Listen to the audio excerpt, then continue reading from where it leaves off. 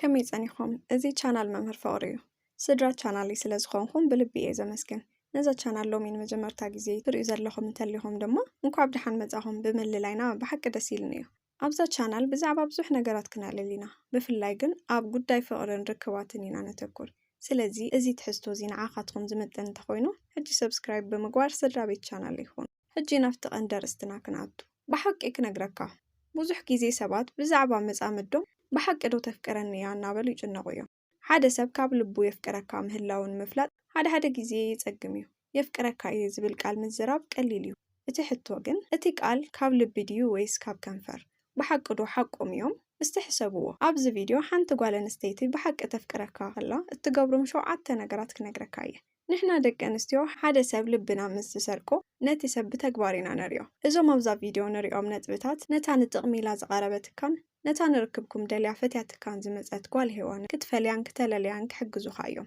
እስካብ መወዳእታ ጽኒኢልካ ተኸታተለኒ ቀዳማይ ነጥቢ ምስ ስድራ ቤታን ፈተውትኻን ተላለየካ ትደሊ ዶ استحسቡ ኩሉ ግዜ ምስጢራዊ ዝኾነ ወይ መንነቱ ምስ ዝሓብእ ሰብ ከም ምፍቃር ዘሰልችው ነገር የለን ንሕና ደቂ ኣንስትዮ ብሓቂ እንትነፍቅር ነቲ ነፍቅሮ ሰብ ንዓለም ክነላልዮ ንህንጣ ናብ ገዛ መጽዮ ምስ ፈተውታ ክላልያ ምስ ዘይትደሊ ወይ ድማ ነትርክብኩም ከም ሚስጥር ሒዛቶ ክትነብር ምስ ትደሊ ጓል ምፍቃር እዚ ንዓኻ ዓብይ ቀይሕ ባንዴራ እዩ ሓደ ግዜ ሓደ መሓዛይ ዘጋጠሞ ክነግረኩም እታ ጓል ሚስጥራዊ ዓርከይ ክትኾን እየ ዝደሊ ኢላቶ መጀመርታ ይተረድኦን ግን ሰብ ኣብ ዝበዝሖ ቦታ ምስኡ ክትረኢ ትደልን ወይ እውን ገለ ፍቕራዊ ዕላል ክመስል ክነኽኣውን ኣይትፈቕደሉን ብሓፂሩ ሰባት ኣፍቃሪቱ ምዃኑ ክፈልጡ እውን ኣይትደልን ንሳ ብጣዕሚ እያ ትንዕቆ ግን ሃብታም ስለ ዝኾነ ገንዘቡ ደልያ ኣቐሪባቱ ንሳ ብዝደለየቶ እንተዘይኮይኑ ንሶ ብዝደልያ መምኽኔታ እናቕረበት ኣይጥዕመንን እያ ትብሎ ስለዚ ስምዑኒ ሓንቲ ጓል ብሓቂ እንተፍቂራትካ ልባ ትኸፍተልካ እያ ብኣኻ ትኾርዕ እውን ምስ ፈተውታ ምስ ስድራ ቤታን ምስቶም ኣብ ሂወታ ኣገደስቲ ዝኾኑ ሰባት ተላልየካ ትፅዕር እያ ነዚ ትገብር ድሉው ዘይኮነት ጓል እንተጋጢማትካ ግን ተጠንቀቕ እዚ ምልክት ናይ ዕቐት እዩ ሓንቲ ጓል ብሓቂ ተፍቅረካ እንተኾይና ካብቲ ናይ መጻኢ ዓለም ኣይትንፅለካን እያ ካልኣይ ነጥቢ መስዋዕቲ ምኽፋል ሓንቲ ብሓቂ ተፍቅረካ ጓል ንዓኻን ምሕጓስ ክትብል መስዋዕቲ ክትከፍል ወትሩ ድልውቲ እያ ብሓቂ ክነግረካ ፍቕሪ ማለት ምትሕልላይ ምክኣልን እዩ እጃማ ክትጻወት ዘይትደሊ ወይ ድማ ተዓጻጻፊት ዘይኮነት ሰብ እንተረኺብካ እዛ ሰብ እዚኣ ከምቲ ንስኻ እትሓስቦ ቅንዕና ይብላን ምስ ከምዚ ዓይነት ሰብ ምንባር ብጣዕሚ ከቢድ እዩ ምክንያቱ ኩሉ ግዜ ነገራት በቲ ንሳቶም ዝደልይዎ ጥራይ ክኸይድ ስለ ዝደልዩ ኣብ ከምዚ ዝበለ ኩነታት እቲ ርክብ ንቕድሚት ክስጉም ኣይኽእልን እዩ ስለዚ ንዓኻ ንምሕጓስ ክትብል ቁሩብ እኳ ትፅዕር ፈቃደኛ ዘይኮነት ሰብ እንተኮይና ንጹር ክነግረካ እዛ ጓል እዚኣ ንዓኻ ኣይትኾንን እያ ንሕና ደቂ ኣንስትዮ ብልቢ እንትነፍቅር እቲ ርክብና ንክዕወት ብዙሕ ክንፅዕርን መስዋዕቲ ክንከፍልን ድልዋት ኢና ርግጽ እዩ ሰብ እስካብ ክንደይ መስዋዕቲ ክኸፍል ከም ዝኽእል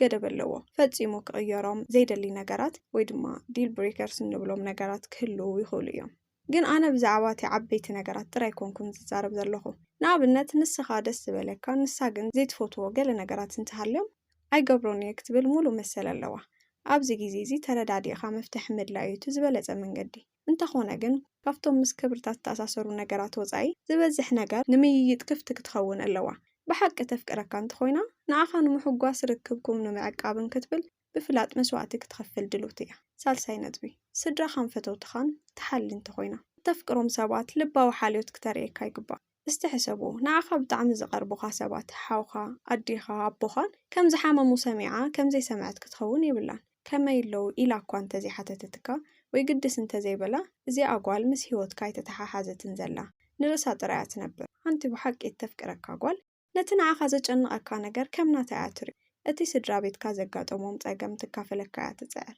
ንዓኻ ዘጨንቐካ ነገር ዘየገድሳ ንስድራ ቤትካ ዘይትሓሊ እንተኾይና ግን ምስ ከምዚ ዓይነት ጓል ክትፋቐር የብልካን ምክንያቱ ንሳ ኩሉ ግዜ ብዛዕባ ርእሳን ስድራን ጥራይ እያ ትሓስብ እቶም ንዓኻ ኣገደስቲ ዝኾኑ ሰባት ድማ ኩሉ ግዜ ብድሕሪት እያ ትሰርዖም እዚ ክብል ከለኹ ግን ንሕና ደቂ ኣንስትዮ ኣብ ናይ ኩሉ ጉዳይ ኢድና ነእቱ ኢና ማለት ኣይኮነን ግን ሓንቲ ብልቢ ተፍቅረካ ሰበይቲ ነቶም ንስኻ ተፍቅሮም ሰባት ብሓቂ ትሓልየሎም እያ ከመይ ከም ዝስምዓካ ትርዳእ ተግባራቶም ኣፍትርክብኩም እንታይ ጽልዋ ከም ዘለዎ ድማ ተስተውዕል እያ ራብዓይ ነቲ ናይ ሂወትካ ዋሕዚ ትረኽበሉን ትቕበሎን እያ ነፍሲ ወከፍ ባዕልና ዝኾነ ናይ ኣነባብራ ዋሕዚ ወይ ስርዓት ኣለና ንኣብነት ንስኻ ንግሆ ሰዓት 6 ተሲኢኻ ጂም ክትኸይድ ትፈቱ ትኸውን ንሳ ድማ ምናልባት ቁሩብ ክትድቅስ ትመርጽ ትኸውን እዚ ናይ ጽምዲ ነገር ብሓቂ ክሰርሕ እንተኾይኑ ግን ንሕና ደቂ ኣንስትዮ ምስ ተነፍቀሮ ሰብ ብሰላም እንነብረሉ ናይ ሓባር ስኒት ክንፈጥር ኢና ንፅዕር ንኣብነት ንሱ ቅድሚ ስራሕ ጂም ክኸይድ ዝደሊ እንተኾይኑ ንሳ ብሓባር ንስራሕ ክትብል ትኽእል።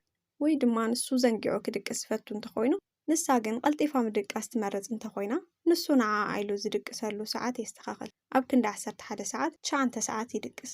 ምክንያቱ ከም ፍቁራት ቁሩብ ናይ ሓባር ግዜ ክተሕልፉ ስለ ዘለዎ። ኣብዚ ታዋና ነጥቢ እታ ጓል ምሳኻ ንምስምዕማዕ ናይ ሓባር ስኒት ንምርካብ ትጽዕር እንተኾይና እዛ ጓል እዚኣ ንዓኻ ተሓሊ ምዃና ምፍላጥ ከምቲ ንስኻ ብሂወታ ክትኣቱ ትጽዕር ንሳ እውን ኣብ ሂወትካ ክትኣቱ ትጽዕር ከም ዘላ መርኣያ እዩ። 5ይ ነጥቢ ብዓወትካን ብስራሕኻን ትሕበን። ብሓቂ ክነግረካ ብዙሓት ሰባት ኣለዉ ወላ ሓንቲ ግድስ ዘይብሎም ምናልባት ንሳ ድሮ ርእስኻ ምስ ከኣልካ ረኺባትካ ክትኸውን ትኽእል እያ ወይ ድማ ኣብቲ ዝተሓተ ደረጃ ሂወትካ ከለኻ ረኺባትካ ትኸውን። ኣብ ናይ ሞያኻን ስራሕኻን ዕቤት ክትረክብ ከለኻ ኩሉ ግዜ ብጎንኻ ነይራ ክትኸውን ትኽእል። ኣብ ዝኾነ ደረጃ ታሉ ብዘየገድስ ሓንቲ ነገር ክነግረካ ንሕና ደቂ ኣንስትዮ ብሓቂ ክነፍቅረካ ከለና እተን ዝዓበያ ደገፍትኻ ኢና ንኸውን። ብልቢ እያ ትድግፈካ።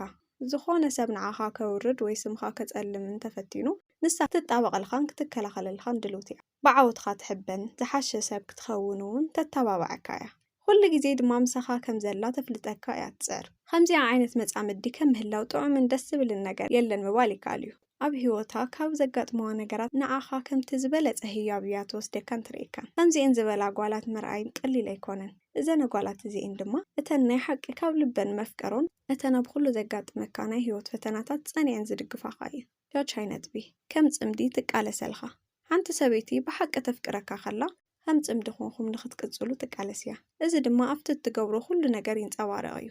ኣብ መንጎቲ ንዓኻ ዘድልየካ ንሳ ትደልዮን ጽቡቕ ሚዛን ክትፈጠር እያ ትጽ ካብኡ ሓሊፉ እውን ንበይና ካብ እትገብሮም ነገራት ብሓባር ኾንኩም እትገብርዎም ንጥፈታትን ተሞክሮታትን እያ ትመርጽ። ንስኻ እውን ከምኡ ክትገብር ትጅምር። በዚ መንገዲ እዚ ድማ ብሓባር ተዓብዩ ርክብኩም እውን ይዕንብብ። እዚ ማለተይ ግን ንሳ ናታ ድሌትን ባህግታትን ትርስዕ ማለት ኣይኮነን። ግን ንኽልቴኹም ከም ጽምዲ ክትስማዕምዑ ቁሩብ ክተተዓራርዮም ዘለዋ ነገራት ኣመዓራሪ ማለት እያ። 7ይ ነጥቢ ጽኒላ ትሰምዕ። ንሳ ብሙሉእ ኣቓልቦ እያ ትሰምዕ። ብሓቂ ክነግረካ ንሕና ደቂ ኣንስትዮ ካብ ምስማዕ ንላዕሊ ምዝራብ ንብዝሕ ኢና። ሓንቲ ጓል ብሓቂ ክትፍቅረካ ተላ ነቲ ትዛረቦ ነብሰ ወከፍ ቃል ብጥንቃቐ እያ ትከታተሎ። ስለምንታይ ከምኡ ትገብር? ነቲ ዝበልኻያ ነገር ኣብ ኣእምሮኣ ዓቂባ ንርክብኩም ንምምሕያሽ ክትጥቀመሉ ወይ ድማ ነቲ ንዓኻ ዝጨንቐካን ድቃስ ዝኸለካን ነገር ብሓቂ ከም እትሓልየሉ ንኽትገልጸልካ እያ ጽኒላ ተዳምፀክ። ስለዚ ነቲ ንዓኻ ዘድልየካ ነገር ብጥንቃቐ ትከታተል ሰበይቲ እንተረኺብካ ብሓቂ ዕድለኛ ኢኻ። ዓቃቢት እያ እሞ ከይትስእና ተጠንቀቕ ዝሓወይ። እዛ ኣፍቃሪትካ እዘን ዝነገርኳ 7 ነገራት ትገብር እንተኾይና ብሓቂ እያ ትፍቅረካ። ስለዚ ነቲ ርክብኩም ናብ ቀጻሊ ደረጃ ምስግጋር ትባዕትያ ኣለኻ። ነዛ ቪድዮ እንተፈቲኹማ ላይክ ምግባር ከይትርስዑ፣ ሰብስክራይብ እውን ግበር። እስካብ መወዳእታ ስለተኸታተልኩምና ኣዝየ ዘመስግን። ኣብ ቀጻሊ ቪድዮ እስካብ ንራኸብ ሰላም ሁኑ።